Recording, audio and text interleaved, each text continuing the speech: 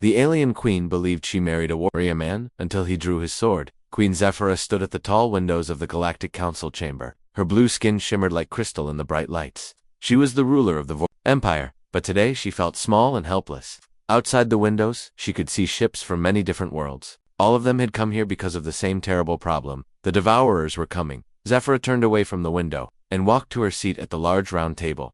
Around her sat leaders from dozens of other worlds. Some looked like giant insects with many arms.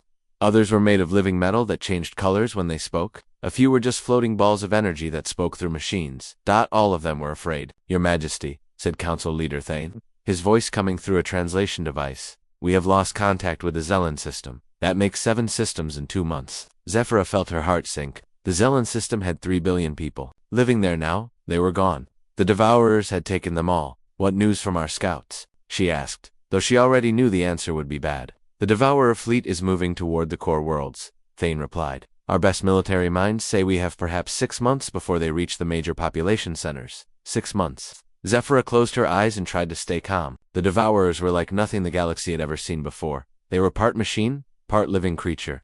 They came in huge ships that looked like giant sea creatures made of metal and flesh. When they reached a world, they would wrap it in their tentacle-like arms and drain everything from it.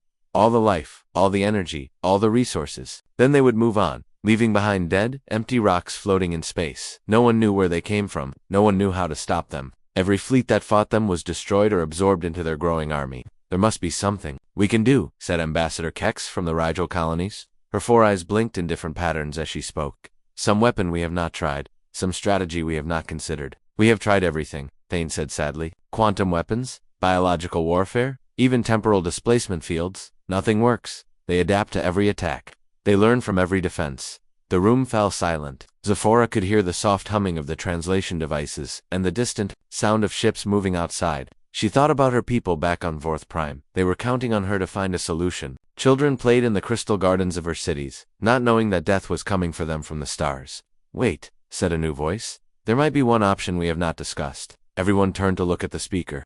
It was Admiral Vex from the Outer Rim territories. He was an old warrior who had fought in many battles. His scarred face showed the marks of decades of combat. "What option?" Zephyra asked. "The humans," Vex said simply. A strange sound filled the room. Some of the council members were laughing, but it was not a happy sound. Others made clicking noises or flashed angry colors. "The humans?" Thane asked. "You mean those newcomers from the unknown sector? We barely know anything about them." "That is exactly my point," Vex replied. "They appeared in our space just 3 months ago. Since then, 4 different Devourer fleets have gone completely silent in areas where human ships were detected." Zephyra sat up straighter.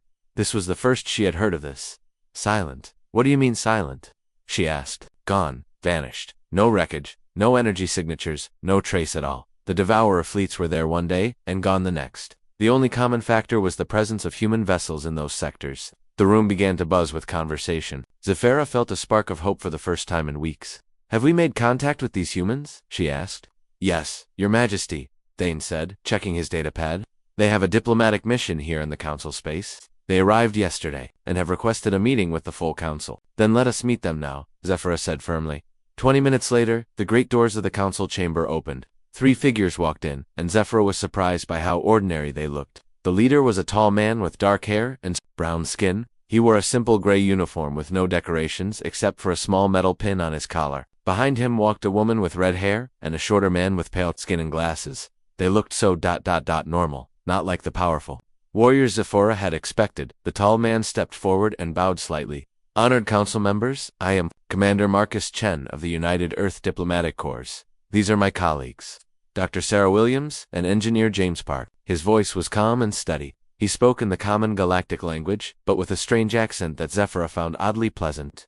"Commander Chen," Thane said formally, "we have requested this meeting because we face a grave threat to all civilized life in this galaxy. We hope that your people might be able to assist us." Marcus nodded. "We are aware of the situation with the entities you call Devourers. We would be happy to discuss how Earth might help." Zephyra studied his face carefully. He did not look surprised or worried when the Devourers were mentioned. In fact, he seemed almost confident. "That was interesting. Our reports suggest that human ships have been present when several Devourer fleets disappeared." Admiral Vex said. "Can you explain this?" Marcus was quiet for a moment. Then he said, "Earth has had some experience dealing with similar situations. We have developed certain approaches that have proven effective." "What kind of approaches?" Zephyra asked. That would be difficult to explain without proper context, Marcus replied.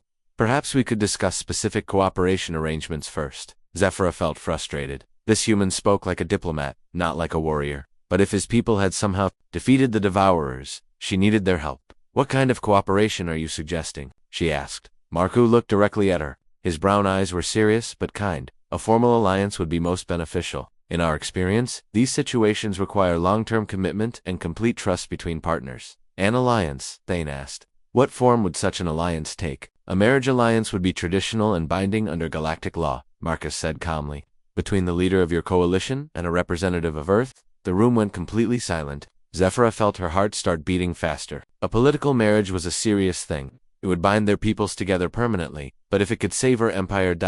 I accept, she said before anyone else could speak. I will marry you, Commander Chen, if it means our peoples can work together to defeat the Marcus bowed again. It would be my honor, Your Majesty. As they shook hands to seal the agreement, Zephyra noticed how strong his grip was. His hands were rough with calluses, clearly from years of handling weapons and tools.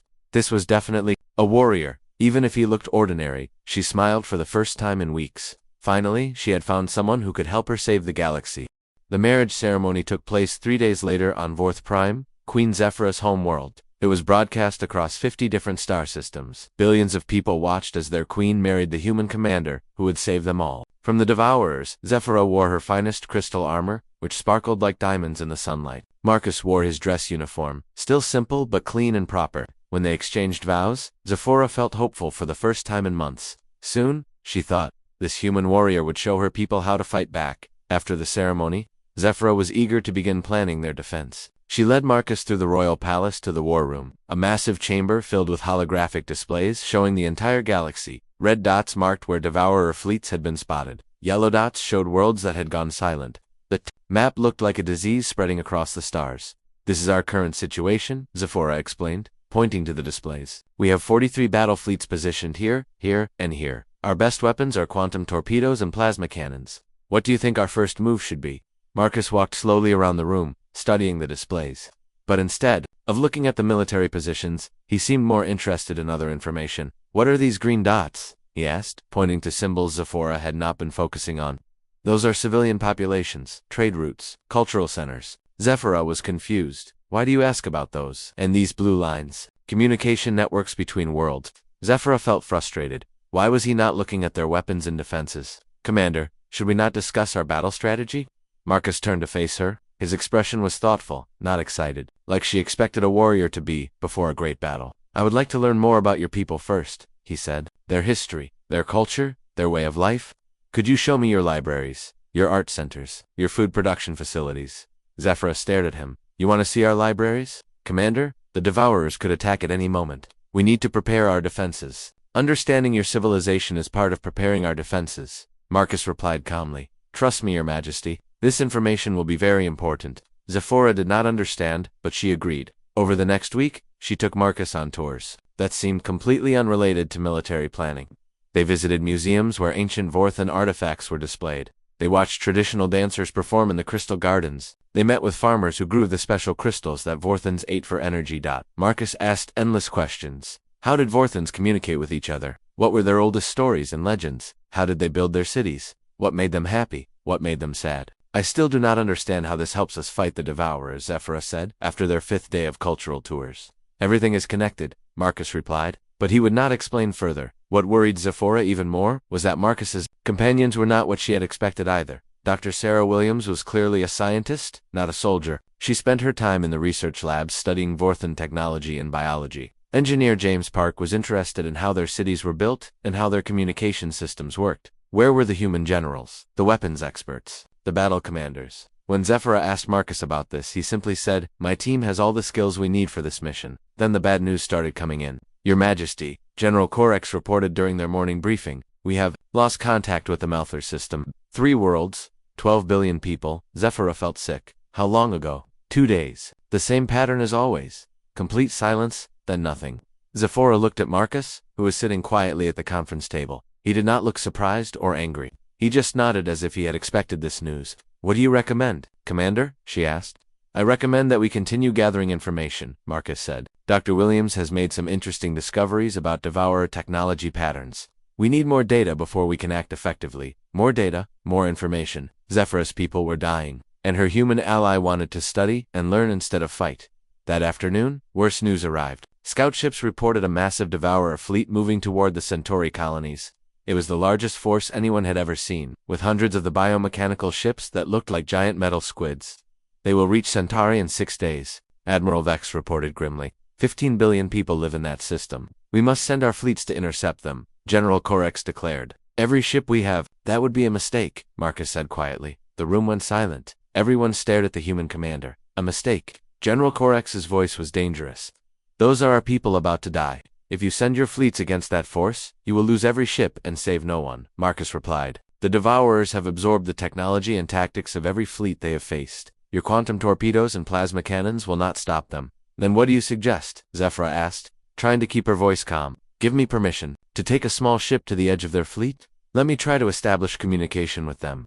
The room exploded in angry voices. Establish communication with the Devourers? It was impossible. They were mindless destroyers. They had never responded to any attempt at contact. You want to talk to them? General Corex shouted.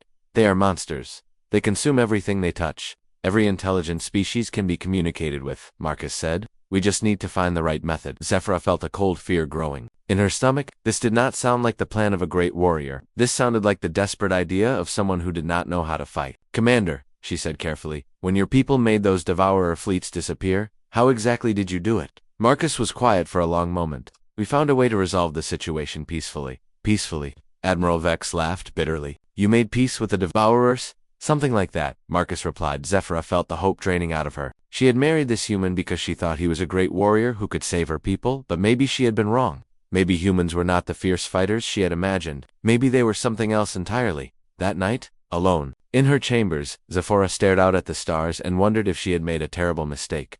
The Devourers were coming. Her people were dying, and her new husband wanted to have a conversation with the monsters that were destroying the galaxy. She touched the ceremonial sword she had given Marcus during their wedding. It was a Vorthon tradition to give weapons to new allies, but Marcus had barely looked at it. He had thanked her politely and set it aside, as if swords were not important to him.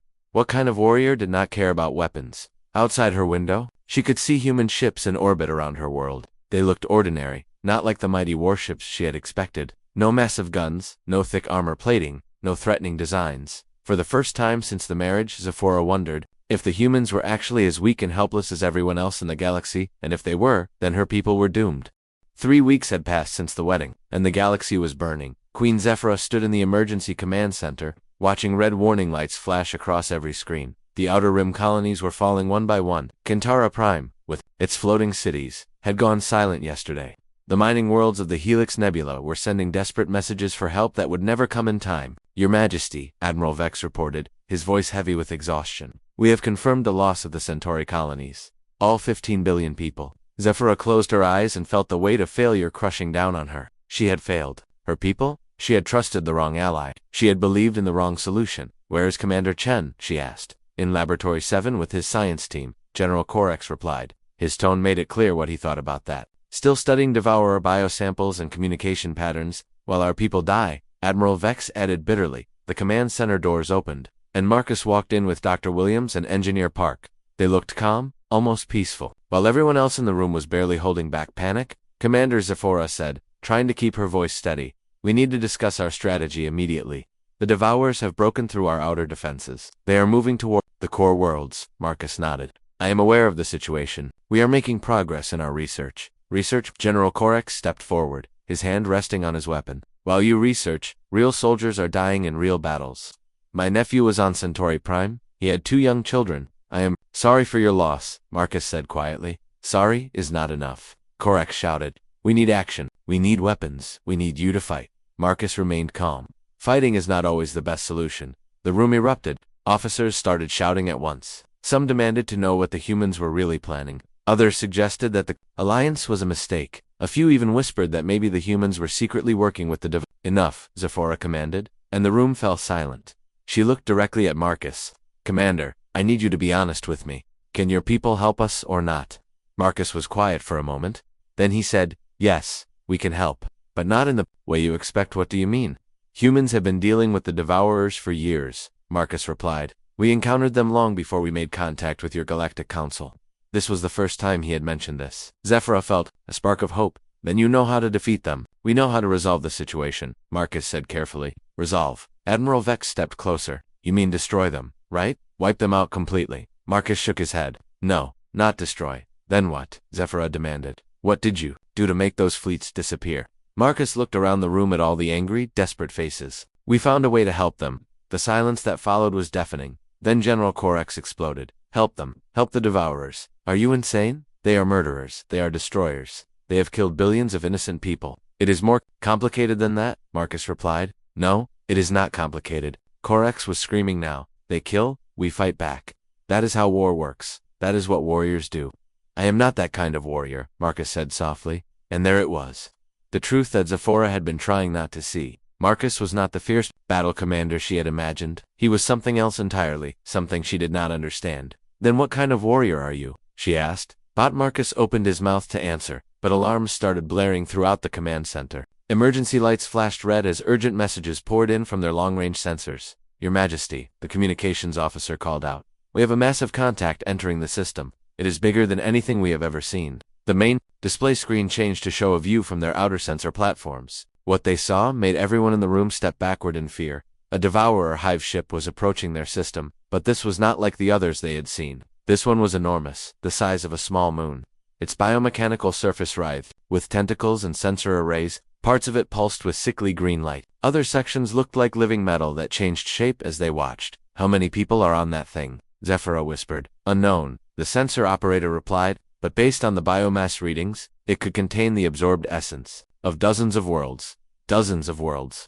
Billions and billions of lives, all consumed and trapped inside that horrible ship. It will reach our outer planets in 6 hours, Admiral Vex reported. Even if we throw every ship we have at it, we cannot stop something that size. Zephyra felt despair washing over her. This was the end, the final battle that they could not win. She looked at Marcus, hoping to see some sign that he had a plan, some secret weapon that could save them all. Instead, she saw him checking a small device that Dr. Williams handed him. He looked at the screen and nodded. Interesting, he said quietly. This is actually perfect timing. Perfect timing. Perfect timing for what? Commander, Zephyra said, her voice dangerous now. My world is about to be destroyed. My people are about to die. If you have some way to help us, you need to act now. I will need to go to that ship, Marcus replied. Go to it. General Orcs stared at him. That is suicide. And even if you could somehow reach it, what would you do? What weapons could possibly stop something like that? Marcus looked at the ceremonial sword that Zephyra had given him during their wedding. It was hanging at his side, still unused, still untested in battle. The entire command center was watching him now. Dozens of military officers, all veteran warriors who had fought in countless battles, all waiting to see what this mysterious human would do. You want to see what kind of warrior I am? Marcus asked quietly. Yes, Zephyra said firmly. I want to see you fight. I want to see you save my people. I want to see you prove that I was right to trust you. The room held its breath. This was the moment of truth. Either Marcus would reveal himself as the great hero they needed, or he would admit that humans were not the powerful allies everyone had hoped for. Marcus reached for his sword, but what he did next was not what anyone expected. Marcus wrapped his fingers around the handle of the ceremonial sword. Everyone in the command center watched him closely.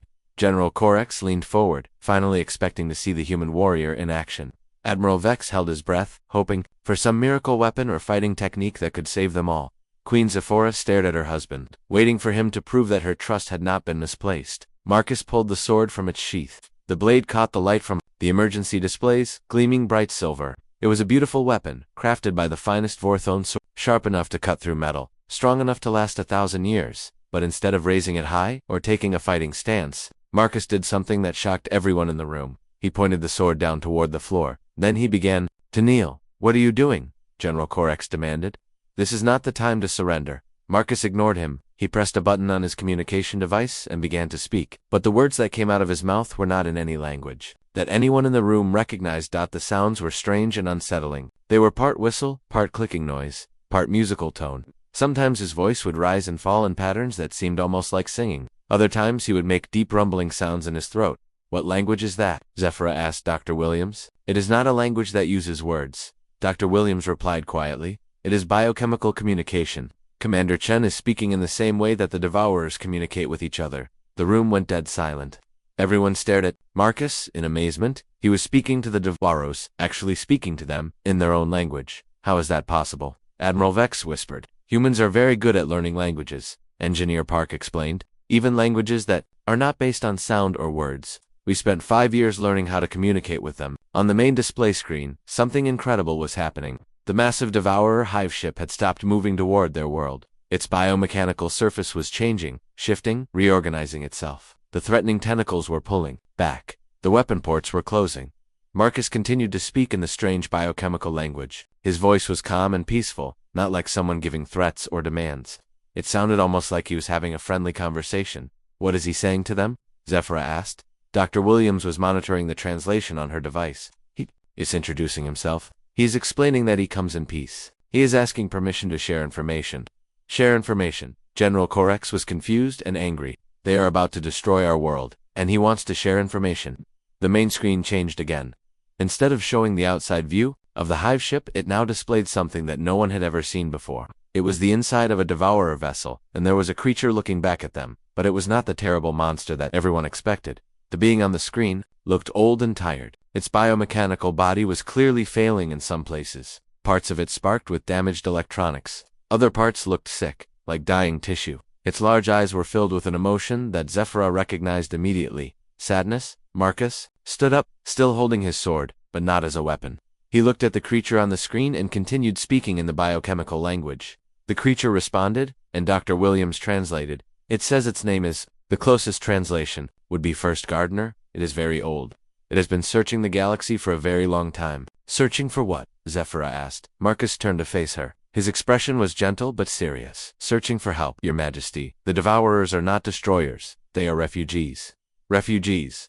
General Corex laughed bitterly. They have killed billions of people because they are dying, Marcus replied. Their entire species is slowly going extinct. Their homeworlds were destroyed by a cosmic disaster thousands of years ago. The process that you call devouring is actually their desperate attempt to preserve life. Dr. Williams stepped forward to explain. They do not destroy the people they absorb. They preserve them. Every consciousness, every memory, every personality is kept alive inside their biomechanical systems. They are trying to save everyone, but their technology is failing. Zephyra felt her world turning upside down. You mean all those people who disappeared? They are still alive. In a way? Yes, Marcus said. But the Devourer biology is breaking down. They cannot sustain all the life they have absorbed much longer. That is why they keep taking more worlds. They are getting more desperate as their time runs out. Marcus lifted his sword again, but this time he used it to cut across his own palm. Bright red blood began to flow from the small wound. What are you doing? Zephyra gasped. Offering a solution, Marcus replied. He held his bleeding hand toward the communication device. Humans have something that the Devourers need. Our genetic material is highly adaptable. It can be used to stabilize their failing biology. He began speaking to the First Gardener again, in the biochemical language. The old creature on the screen leaned forward, its large eyes growing bright with something that looked like hope. Dr. Williams translated the conversation. Commander Chen is explaining that humans have successfully helped other Devourer groups. We can provide genetic templates that will allow them to sustain their preserved populations without needing to absorb new worlds. That is impossible, Admiral Vex said. You cannot just fix an entire alien species. We cannot fix them, Marcus agreed, but we can help them fix themselves. Humans are very good at working together with other species to solve problems. Engineer Park pulled out a datapad and showed it to Zephyra. This is what happened to the Devourer fleets that disappeared. They did not get destroyed. They got healed. We helped them establish stable colonies where they could sustain their preserved populations without needing to harm anyone else. The massive hive ship on the screen was changing again, but this time, instead of looking threatening, it was beginning to look beautiful. The biomechanical surfaces were reorganizing into patterns that looked almost like flowers. The sickly green lights were shifting to warm golden colors. Marcus continued his conversation with the First Gardener. The old creature was making sounds that, even through the biochemical translation, sounded like crying. It has been so long, Dr. Williams translated. So many years of trying to save everyone, but only making things worse. It never wanted to hurt anyone. It just wanted to keep everyone alive. Zephyra looked at her husband with new eyes. This man was not the kind of warrior she had expected. He did not fight enemies. He turned enemies into friends. He did not destroy problems. He solved them. How long will this process take? She asked. Several months to complete the biological stabilization, Marcus replied, but the immediate threat is over. The First Gardener has agreed to begin healing their systems immediately. General Corex shook his head in amazement. You mean that is it? No battle? No great war?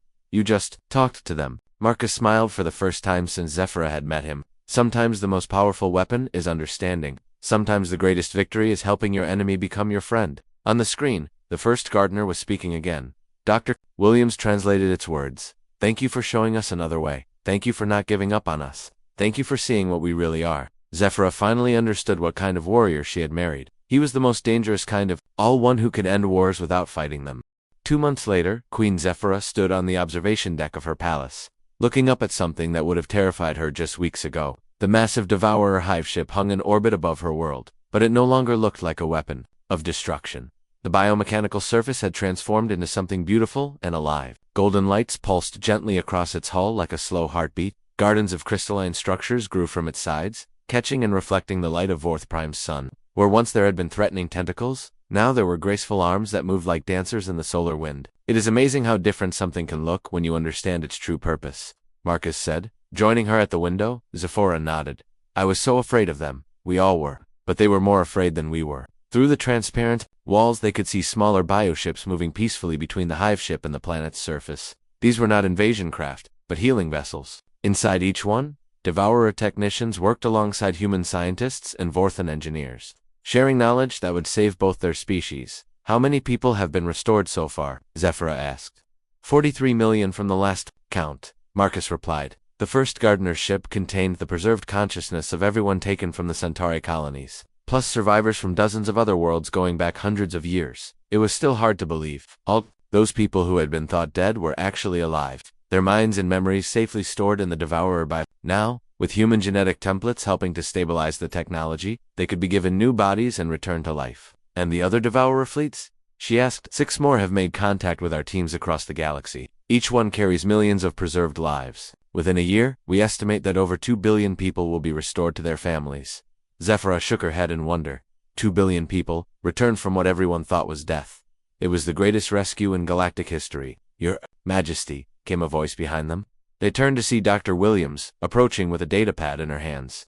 We have received the results from the latest biocompatibility tests. Good news, Marcus asked. Excellent news. Dr. Williams smiled. The genetic integration is proceeding faster than we hoped. The Devourer's biosystems are not just stabilizing, they are improving.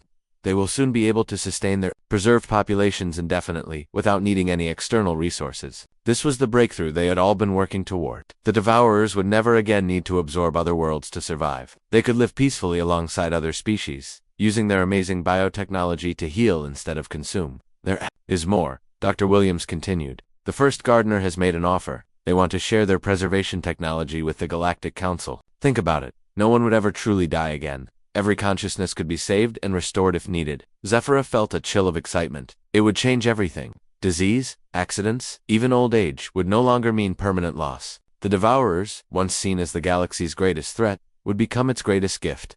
Have you accepted their offer? She asked Marcus. That decision belongs to the Council, not to me, Marcus replied. But I think it shows how much can change when we choose understanding over fear. A soft, chiming sound filled the observation deck. Your Majesty, the communications officer announced, the ceremony is ready to begin. Zephyra and Marcus made their way to the palace's great hall, where representatives from dozens of worlds had gathered. At the center of the room stood a platform where the ceremonial sword that Zephyra had given Marcus during their wedding was displayed. But today, the sword would be used for something completely different than anyone had originally intended. First Gardener entered the hall through a biomechanical transport device that looked like a flower blooming from the floor. The ancient being moved slowly, supported by graceful mechanical limbs that helped its failing body. Its large eyes looked around the room with curiosity and wonder. Through the biochemical translation devices, its voice filled the hall. For so many years we believed that survival required taking from others. Today we learn that survival comes from giving to others. Marcus stepped forward and picked up the ceremonial sword. For a moment, Zephyra was transported back to that first day in the command center, when she had demanded that he show her what kind of warrior he was. Now she knew. Marcus raised the sword, but not to threaten or attack. Instead, he used it to cut through a symbolic chain that had been placed on the platform, a chain representing the old cycle of fear and violence that had trapped both species. Today marks the end of the Devourer crisis, Marcus announced to the gathered representatives. But more than that, it marks the beginning of a new age of cooperation between all the species of our galaxy. The first gardener moved closer to the platform. With great ceremony, it extended one of its biomechanical limbs. Marcus used the sword to cut a small sample from the creature's living metal skin, then cut his own palm again to mix human blood with Devourer biomaterial. The mixture began to glow with a soft golden light, symbolizing the successful merger of their two species' genetics. Around the room, representatives from every major world watched in amazement as former enemies became permanent allies. This sword was given to me as a weapon, Marcus said, holding the blade up so everyone could see it. But the greatest warriors know that the most powerful weapon is not one that destroys, it is one that creates. He turned to face Zephyrah directly. Your Majesty, you asked me to prove what kind of warrior I am. I hope I have shown you that humans do not fight to destroy our enemies. We fight to understand them, we fight to help them, we fight to turn them into friends. Zephyrah stepped forward and placed her hands over his on the sword's handle. You have shown me that true strength comes not from the power to destroy, but from the wisdom to heal. You have taught me that the greatest victory is not defeating your enemy, but discovering that you never had enemies at all, only friends you had not yet met. The ceremony concluded with the signing of the new Alliance Treaty, a document that would govern peaceful cooperation between humans, Vorthans, Devourers, and all other species in the galaxy. But for Zephyrah, the real victory was personal. She had married a warrior after all, just not the kind she had expected. Marcus was a warrior against ignorance, against fear, against the belief that differences must lead to conflict. He fought battles not with weapons, but with words. He conquered enemies not by destroying them, but by understanding them. That night, as they stood together on the palace balcony, watching the Devourer ships work peacefully alongside vessels from dozens of other worlds, Zephyrah finally understood what made humans so special. They saw potential where others saw only problems. They found hope where others found only despair. They built bridges where others built walls. What will you do next? She asked Marcus. There are rumors of another crisis in the Andromeda sector, he replied with a small smile. Some kind of machine intelligence that has been sending threatening messages to organic worlds, and I suppose you want to go talk to them too. Someone should, Marcus said. You never know, they might just be lonely. Zephyrah laughed and leaned against her husband's shoulder. She had thought she was marrying a warrior who would save her people through strength and violence. Instead, she had married a man who saved the entire galaxy through kindness and understanding, and she could not have been more proud.